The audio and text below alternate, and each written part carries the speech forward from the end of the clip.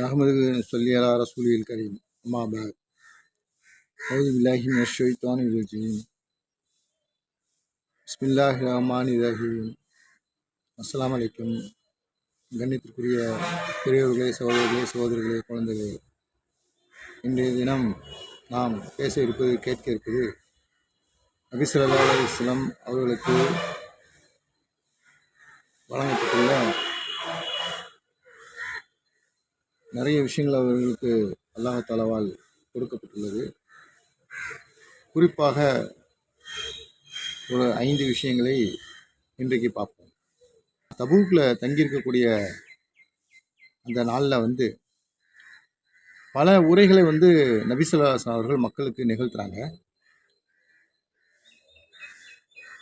அதில் ஒரு உரையில் அவங்க சொல்கிறாங்க. என்ன சொல்கிறாங்க அப்படின்னு சொன்னால், அந்த கருத்து கூட சொல்கிறாங்க. எனக்கு முன் யாருக்கும் வழங்கப்படாத 5 விஷயங்களை அல்லாஹ் எனக்கு வழங்கியுள்ளான்.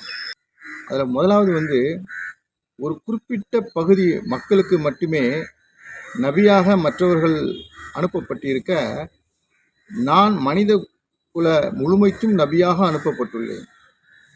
மற்ற நபிமார்கள்லாம் எப்படின்னு சொன்னால் ஒரு குறிப்பிட்ட பகுதிக்கு தான் நபியாக அனுப்பப்பட்டாங்க.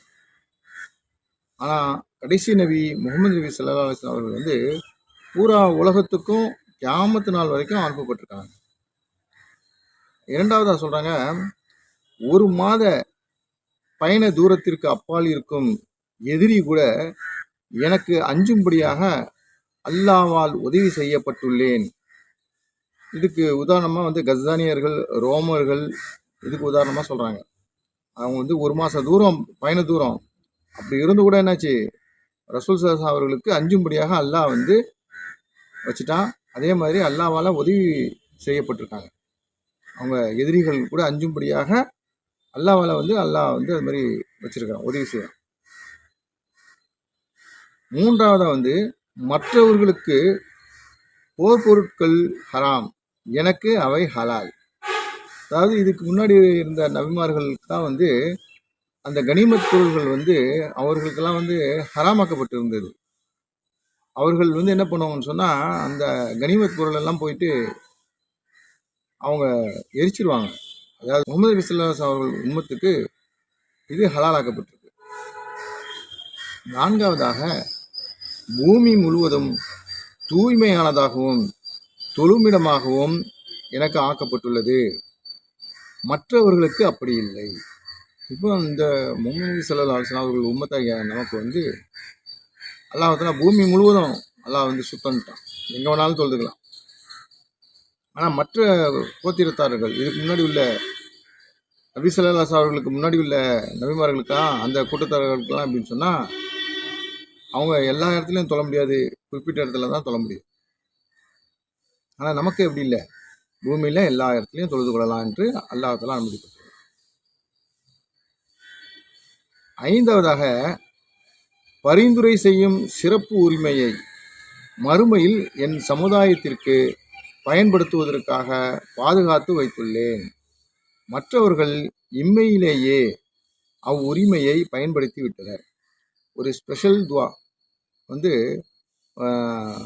எல்லா நபிமார்களுக்கும் அல்லாஹ் தஆலா கொடுத்துருந்தான்.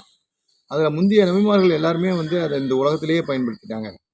ஆனால் முகமது நபி ஸல்லல்லாஹு அலைஹி வஸல்லம் அவர்கள் இந்த உம்மத்தின் மீது உள்ள ஒரு கருணையின் காரணமாக இந்த உம்மத்துக்கு நாளைக்கு சொர்க்கத்துக்கு போகணும்னு சொல்லிட்டு அந்த ஒரு சிறப்பு ஒரு உரிமையை, ஸ்பெஷல் துவாவை சிறப்பு துவாவை வச்சிருக்கிறாங்க. அதை கேட்காம வச்சிருக்கிறாங்க. அவங்க இந்த உலகத்திலே அவர்கள் கேட்டிருக்கலாம். பல இடங்களில் அவர்களுக்கு கேட்க சொல்லி சொன்னாங்க. ஹசன் ஹுசைன் அவர்களுடைய விஷயத்தில் கூட சொன்னாங்க என்பதாக வருது. அவர்களுடைய உயிரை பாதுகாக்கிறதுக்காக என்பதாக எல்லாம் வருது. ஏன் ஹசன் ஹுசைன் ரலியல்லாஹு ஷஹீதாக்க போகிறாங்கன்னு சொல்லி வருதே. அப்போ அவங்க அந்த மாதிரி உயிரை பாதுகாப்பு செய்கிறதுக்காகலாம் அந்த சிறப்பு துவாவை பயன்படுத்த வேண்டி சிலர் சொன்னதாக, அதை ரசூல் ஸல்லல்லாஹு அலைஹி வஸல்லம் மறுத்ததாகலாம் வருது ஹதீஸினுடைய கருத்தில். இல்லை, இந்த துவா என்னுடைய உம்மத்துக்கு தான் அப்படின்னு சொல்லிட்டு. அப்போ இந்த பயான்லேயும் அவங்க சொல்கிறாங்க, இந்த மறுமையில் என்னுடைய சமுதாயத்தினர் அவங்களுக்கு பயன்படுத்துறதுக்காக பாதுகாப்பாக வைத்துள்ளேன் அப்படின்னு சொல்லிட்டு சொல்கிறாங்க. அப்போ எவ்வளோ பெரிய ஒரு விஷயம் பாருங்கள். மறு உலகத்தில் இந்த உலகத்தில் அவர்களுடைய பேர குழந்தைகளுக்கு இன்னும் நிறைய இடங்கள்ல கூட அவங்க பயன்படுத்தாமல் அவர்கள் வந்து அந்த தபுக்குடைய அந்த இடத்துல கூட அவங்க பயன்படுத்தாமல் அவங்க வந்து பாதுகாப்பாக வச்சுருக்காங்க மறு உலகத்தில் நமக்காக. நாம் வந்து என்ன செய்யணும்னு சொன்னால் அந்த நபி ஸல்லல்லாஹு அலைஹி வஸல்லம் அவர்களுடைய வழிமுறையை நம்ம பின்பற்றி நடக்கணும். அவர்கள் நம்மளுடைய உம்மத்தை எந்த அளவுக்கு வந்து கவலை கொள்கிறாங்க, இந்த மனித சமுதாயம் நேர்வழியில் போகணும்னு சொல்லி எவ்வளவோ கவலைப்படுறாங்க. நாம் அந்த கவலையை எடுத்து நாமளும் நேரான வழியில் போகணும், மற்ற மக்களையும் நேரான வழியின் பக்கமாக அழைக்கணும். இதுதான் நாம் வந்து தீனுக்கு செய்யக்கூடிய உதவி. நம்ம ரசூல் ஸல்லல்லாஹு அவர்கள் மீது முகப்பத் இருக்குது அப்படின்றதுக்கு அடையாளம் அவர்கள் வழியை நம்ம பின்பற்றுறது. இந்த சமுதாய மக்கள் மேலே நம்மளுக்கு கவலை இருக்கணும். நாம் வந்து சொந்த பிள்ளைகள், சொந்த குடும்பம், சொந்த மனைவி இவர்கள் மேலே தான் நம்ம கவலைப்பட வேண்டியதான். அதே சமயம் சமுதாயத்தின் மேலே, இந்த மனித சமுதாயத்தின் மேலே, இந்த மனித சமுதாயம் நேர் வழியில் போகணும்னு சொல்லிட்டு நாம் கவலைப்படணும். அவர்கள் வழி தவறிய வழியை விட்டு அல்லாஹ்வுடைய கோபத்திற்குள்ளானவர்களுடைய வழியை விட்டு பாதுகாப்பு அவர்களுக்கு வேண்டும். அதுக்காக நம்ம அல்லாஹ்ட்ட துஆ செய்யணும். நாமும் அதுக்காக முயற்சி செய்யணும். இன்ஷா அல்லாஹ் எல்லாம் வல்ல அல்லாஹ் நம் அனைவர்களுக்கும் அந்த பாக்கியத்தை தந்தல் புரிவானாக. ஆமீன் ஆமீன். வாஹிர் தானா அல்ஹம்துலில்லாஹி ரப்பில் ஆலமீன். இன்ஷா அல்லாஹ் நாளை வேறொரு பயன் நிகழ்ச்சியை சந்திப்போம். அஸ்ஸலாமு அலைக்கும். இது உங்கள் தொடர் எம்எச் மாலிக் முகமது.